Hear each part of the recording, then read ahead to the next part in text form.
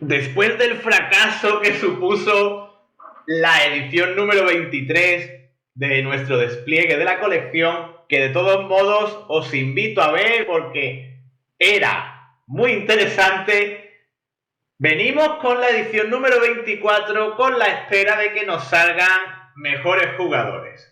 Empezamos con Dwayne Coswell, pivot de los Kings, que no era gran cosa, brillante sobre todo en lo defensivo, como podéis ver por aquí, con unos gran números en tapones sobre todo. Tampoco está mal el número de rebotes para el número de minutos que jugaba. Y en un partido había registrado hasta 8 rebotes frente a los Denver Nuggets. Y este es el primer jugador de los 10 que vamos a mostrar hoy. Y hoy la cosa mejora considerablemente porque nuestro segundo jugador es nada más y nada menos que Horace Grant, el ala pivot de los Bulls, que ya sabéis que era uno de los jugadores más díscolos respecto a Jordan, de los jugadores que peor llevaban el liderato, el egoísmo de Michael Jordan. De hecho, eso lo podéis ver muy bien reflejado en libros como Jordan Rules y el libro de Scottie Pippen, Unguarded. Libros ambos que os recomiendo leer y que si queréis saber más sobre ellos, os invito a que recorráis mi canal Retrobasket Spain y busquéis la reseña que hago sobre esos 3 libros. Hablo de Unguarded de Scottie Pippen, de las reglas de Jordan Rules y de Air, la biografía de Michael Jordan. Pero en este último no nos hablan tanto del gran Horace Grant, al que ya tenemos a punto de iniciar en ese momento su 6ª temporada en la NBA. Sus números iban en aumento, ya lucía sus famosas gafas, estaba en el top 20 de reboteadores y taponadores de la NBA, jugador muy completo porque aportaba más que muchos otros ala pivots en lo ofensivo, y en lo defensivo era prácticamente el principal bastión de estos Bulls de los primeros 3 anillos. Ya sabéis que después se marchó a Orlando en busca de un salario mejor y tuvo temporadas muy buenas también en Orlando, compartiendo el juego interior con Shaquille O'Neal. Como dato extra, fijaos lo que siempre comento: 1 de 15 en triples hasta ese momento en su carrera y no pasaba nada. No hacía falta ser un buen lanzador de 3 para ser una estrella de la NBA. Continuamos y lo hacemos con Mark Jackson, al que tenemos aquí en los Clippers.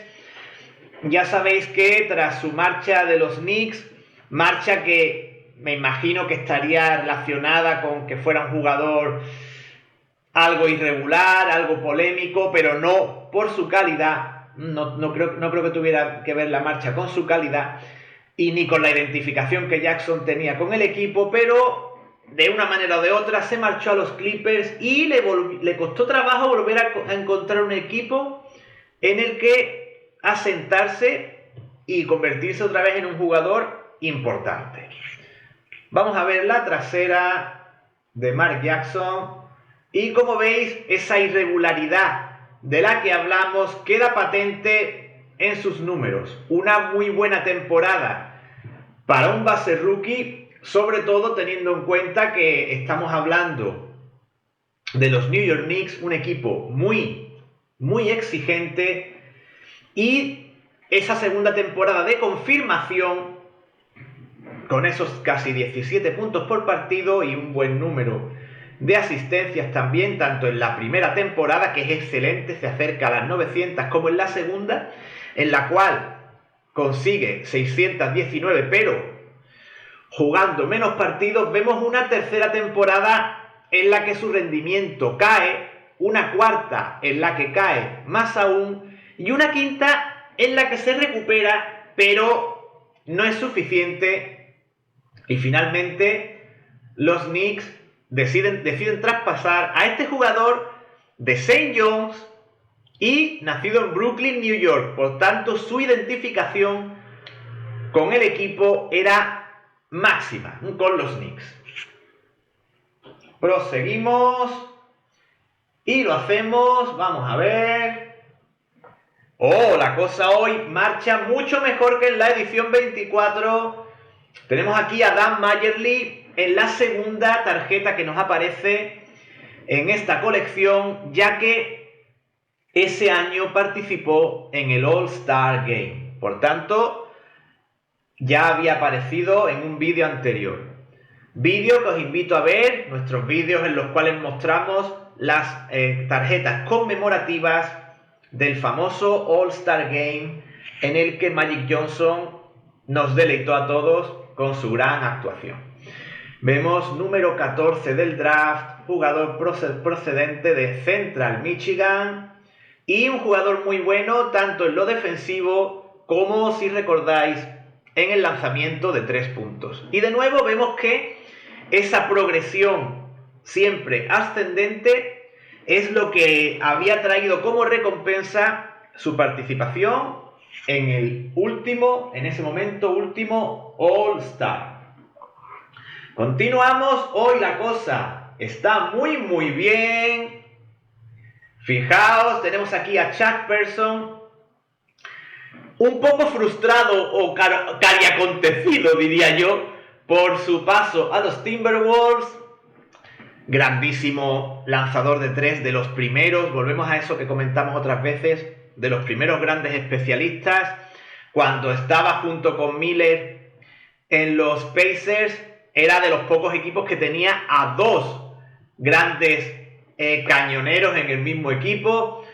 Jugador al que le gustaba el trash talking, tanto dar como recibir, y muchas veces, por ejemplo, Larry Bird le daba lo suyo, le decía alguna que otra palabrita. Y vamos a ver sus números. Como veis, jugador que se prodigaba notablemente desde la línea de 3. Bastante notable este hecho porque era un alero de ya cierta estatura, ¿vale? Con esos 6 pies 8 pulgadas y con números excelentes. Se perdía muy pocos partidos, como veis. También muy buenas cifras reboteadoras, sobre todo en sus primeros años. Es decir, que no solo de lanzar de 3 vivía el hombre, y se marcha de los Pacers con unos números muy buenos. Es decir, con 18,5 puntos en su última temporada en los Indiana Pacers. Y vemos que cuando se marchó de Indiana era el líder anotador del equipo y el número 2 en asistencias. Grandísimas estadísticas y jugador muy recordado en los Pacers. Continuamos. Hoy la cosa, ya os digo, que está muy bien. Hoy va a haber codazos para ver qué 3 jugadores están en el final del vídeo. Va a haber auténticos codazos. Y tenemos aquí a Bud Johnson, jugador que militó en los Houston Rockets, quizás sea el equipo en el que más lo recordéis. Vamos a ver la trasera. Alero, como veis, había disputado hasta entonces todas sus temporadas en los Rockets, con 2 años muy buenos, 2 años realmente buenos, la 89-90 y la 90-91, pero en ese último año no lo hizo especialmente bien, cosa curiosa porque era el año en el que tenía que renovar. Después terminaba, como veis, su contrato y quedó como agente libre, y era el 7º taponador en la historia de Houston. Dato curioso, tampoco era un jugador muy alto, y este ha sido como veis, nuestro sexto jugador. Continuamos. Y lo hacemos con Dwayne Cooper, que tenía un nombre muy sonoro, pero era rookie, pero que era, creo, de esos típicos rookies que pasaban por los Lakers sin pena ni gloria. Vamos a ver la trasera, a ver qué números traía. De la universidad, este base, no eran unos números muy buenos, número 36 del draft.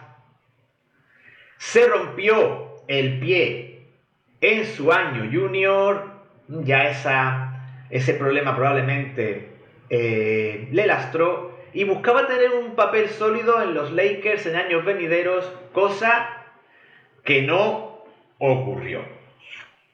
Proseguimos y lo hacemos con, atención, Rod Strickland. Hemos tenido antes a Mark Jackson, ex base de los Knicks. Tenemos ahora a Rod Strickland, ex base de los Knicks. Ambos salieron por patas de New York, cosa curiosa porque ya comenté cuando salió el cromo de Greg Anthony, porque creo que tanto Jackson como Strickland eran mucho mejores que Greg Anthony. Lo que sí es cierto es que eran mucho más polémicos ambos. Greg Anthony era un jugador que no causaba, al menos que yo sepa, ningún tipo de problema. Ya hacía tiempo que había dejado los Knicks, había tenido, como veis, 3 temporadas muy buenas en los Spurs, pero de nuevo probablemente fuese, ya os digo, un tipo problemático, y después de esos 3 años en los Spurs pasaba a su tercer equipo, como fueron los Blazers, donde creo que estuvo más de una y de 2 temporadas. Vemos que su récord de asistencias hasta ese momento era de 19, es decir, que por una sola asistencia no entra en ese club de las 20 asistencias, del cual también tenemos un vídeo muy interesante en el canal. Y hoy la cosa va de bases y hoy la cosa va de jugadorazos. ¡Ojo al dato, señores! Isaiah Thomas defendido por Mark Jackson, curiosamente. De Isaiah Thomas nos podríamos pegar horas y horas hablando. De hecho, lo haremos en futuros vídeos. Lo vemos aquí con unas ASICS, con unas zapatillas ASICS. Ya sabéis, archi enemigo de Michael Jordan, súper amigo de Magic Johnson, le llamaban el Magic de bolsillo. Grandísimo jugador a nivel asistencias, grandísimo jugador a la hora de liderar un equipo como los Pistons y llevarlo al anillo. Jugador que después, tanto como jugador como sobre todo después de jugador, estuvo envuelto en alguna que otra situación bastante polémica. Y vemos la trasera, vemos que ya tenía una larga trayectoria. Este jugador de Chicago, que siempre me gusta comentar el dato, y que, como datos destacados, fue líder de asistencias 2 temporadas, una de ellas con 1123 asistencias, y siempre estaba muy cerca de los 20 puntos por partido. Por tanto, sus asistencias eran muy parecidas a las que tenía Magic. Esos 19,7 puntos por partido son muy Magic, son muy promedio Magic, y sus números de asistencias también bajan un poquito en esas últimas temporadas, pero eran unos números muy notables. Veis que en triples no estaba ni siquiera en el 30% de acierto, pero de vez en cuando anotaba algún que otro triple importante. Y continuamos, ya solo nos queda un jugador más, y no podía faltar hoy para amueblar nuestro vídeo un armario de categoría, señores. Un armario como Dios manda. Greg Kite, jugador con larguísima carrera NBA, con ese look a los marines, con su bigote. A ver, lo vemos aquí con el número 34 de los Orlando Magic. Jugador que era muy apreciado por muchos de sus compañeros. Por ejemplo, Larry Bird siempre tenía muy buenas palabras para Greg Kite por su etapa en los Celtics. Como veis, jugador de Brigham Young, tiene todo el perfil de jugador de Brigham Young. Por tanto, de no haber sido seleccionado por los Celtics, no se habría tenido que preocupar porque los Utah Jazz se habrían hecho con sus servicios. Vemos que en muchas temporadas no llegaba a los 2 puntos por partido. Estamos ante todo un leñador de Texas, de Houston. Vemos que en la temporada 89-90 anotó el único triple de su carrera. No sé si después de este año anotaría algún otro, probablemente no, y sea el único triple de su carrera. Y poco más que comentar. Sus números, por ejemplo, en tapones fueron mejorando con los años. Se podría esperar que tuviera mejores números para un jugador de su estatura y de su perfil. Y como mejor temporada tenemos su primera temporada en los Clippers, en la que solo juega 40 partidos porque había sido traspasado desde los Celtics, pero que temporada en la que alcanza los 5,1 puntos por partido. Y con Greg Kite terminamos. Y hoy, para nuestro triplete de jugadores, va a estar muy complicado. Voy a comenzar con Horace Grant, que creo que debe estar por aquí. Voy a seguir con Mark Jackson. Y Mark Jackson se va a situar a un lado para que dejemos en medio, para que haga los honores de estar en medio, a Isaiah Thomas. Y este ha sido nuestro vídeo de hoy, el vídeo número 24 de nuestro despliegue de la colección Topps 1992-93. Próximamente el número 25. Gracias a todos por vuestra atención.